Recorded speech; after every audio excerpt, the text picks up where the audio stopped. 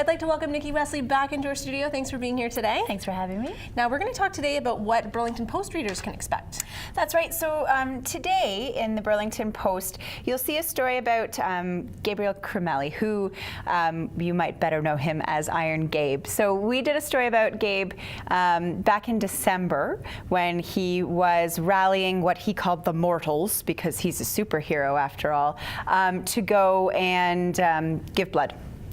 And so Gabriel is in remission for leukemia, but he discovered that over March break again, there's another. It's a time when there's not a lot of people that go in to donate blood.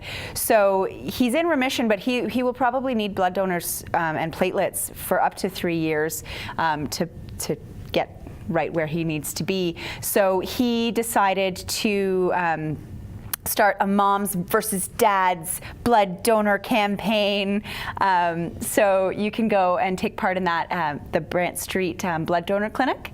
And there he is. So he's got, you can see his hair's growing in, and he's got his mom and dad there. And he's just really inspirational because, wow, you know, at 6 years old, you think, oh, you know, you've got this horrible disease and everything, but he took it around and turned it right around and said, no, well, you know, all these superheroes who have given blood, you know, I want to inspire more people to be like that. So he's done 2 blood drives, and he's only 7 years old now. Wow. Which is really pretty incredible, in my opinion. It is incredible. Yeah. That's fantastic. And you also did a story about a little girl as well.